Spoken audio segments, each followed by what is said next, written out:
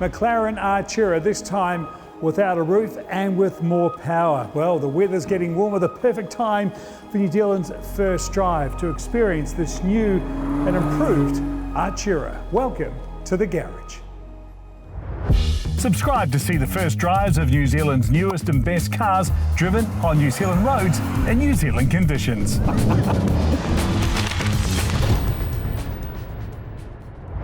The new Artura, could this be McLaren's nicest surprise? Well, not for the rear tyres. Yes, this one comes with a spinning rear wheel mode.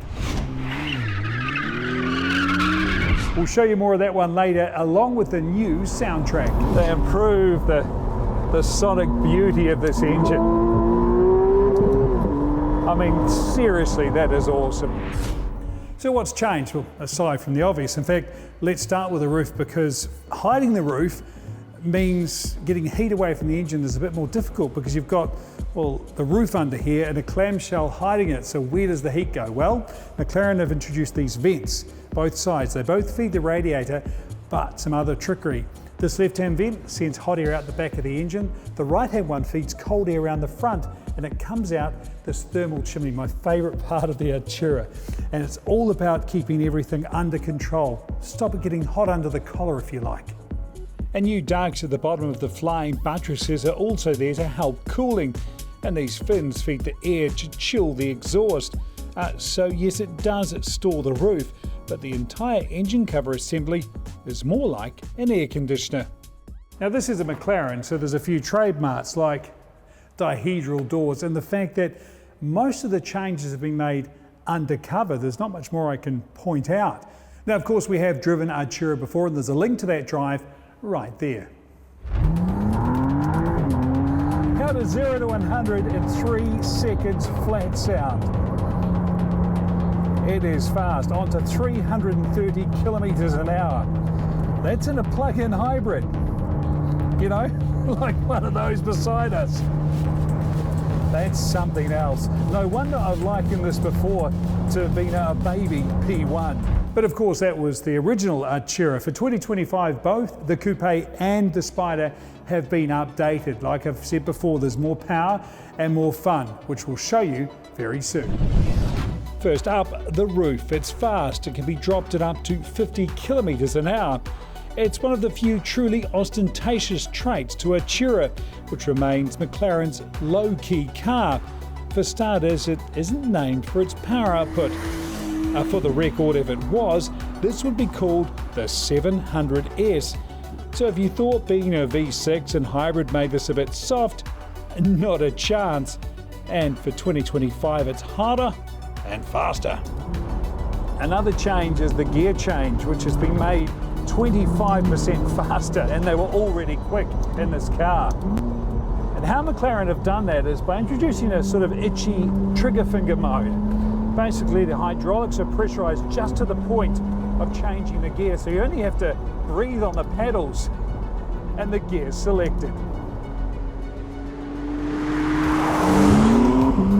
But like I said, gear change speed has never been an issue for Artura. It's an unrelenting surge, thanks to that electric motor filling any gaps in torque delivery. And the 8-speed dual clutch is so much fun. You can focus on the electrics, but I think the gearbox defines this car as much as anything. The new Artura has now arrived at McLaren Auckland. The Coupe starting at $459,000, the Spider $499,000. You know, McLaren never stop fiddling and fine-tuning their cars. And in the case of this Artura Spider, some of the changes, big and small, redefine what this car is. The damper valves have been revised, and the whole brain controlling this chassis now reacts 90% faster. That's almost twice as fast. So it responds to your inputs and the road changes faster than ever before. All the qualities that make McLarens so brilliant to drive are here. It's nimble, it's direct, the steering assist remains hydraulic, so the feel is there.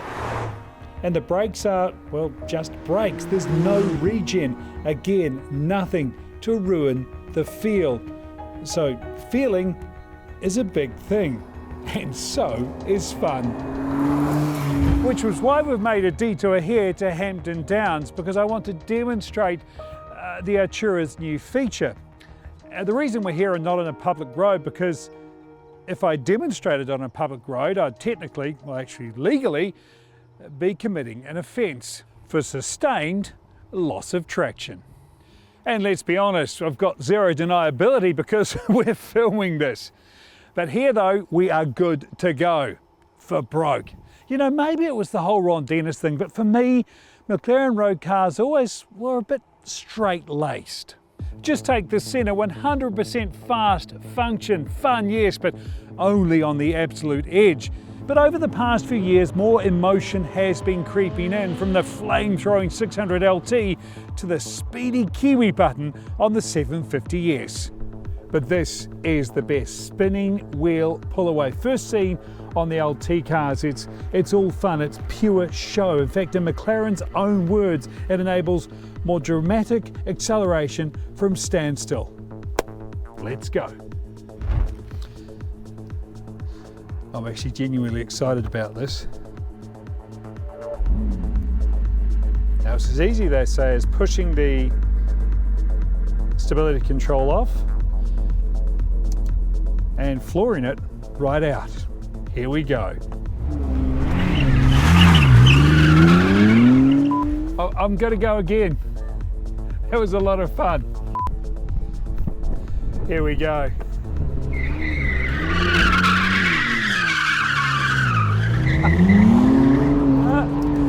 This is like discovering the Prime Minister has a full torso death metal tattoo.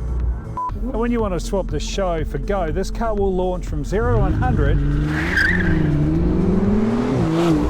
in 3 seconds. So you can tick that one, performance credibility, taken care of.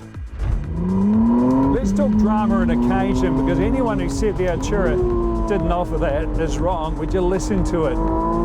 And it's not just the air you get, it's the sound. There's new valves in the exhaust system. They improve the sonic beauty of this engine. I mean, seriously, that is awesome. And it's not just the sound as well. The valving also lets the engine start faster and more smoothly when it switches between EV and internal combustion. Let you know the wee secret though. Right now I'm just quite hooked on the internal combustion. How can you not be hooked? 700 horsepower from those 2 power units. That 20 horsepower bump and the 1/10 of a second difference show how genuinely quick and powerful Artura is.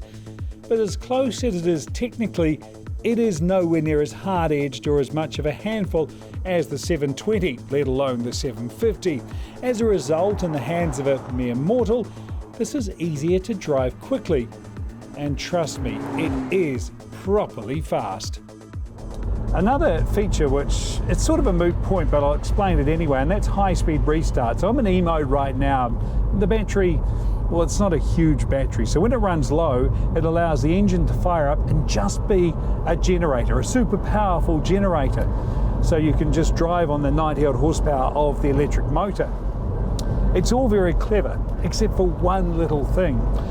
It only activates over 120 kilometers an hour. So I can't legally show you it working. All that, and we haven't taken in the cockpit, and we really need to, because Artura defines McLaren's new interior style. It's clean, it's functional, and for the first time, it's a McLaren that is easy to use. Up top there's electrochromatic glass. What a mouthful. It is though easier to use than pronounce. At least you transition from a tint to a moonroof. But every time the conditions allow, topless is the best way to experience Artura. Open air, the ability to go emissions free. Could this be McLaren Nirvana? Look, the truth is the elements really do improve the whole Artura experience. But you know, It'd be easy to define the Artura, especially in spider form, as a boulevard cruiser. But thanks to the power bump and all the other extras, it's more than that. This is actually a boulevard bruiser.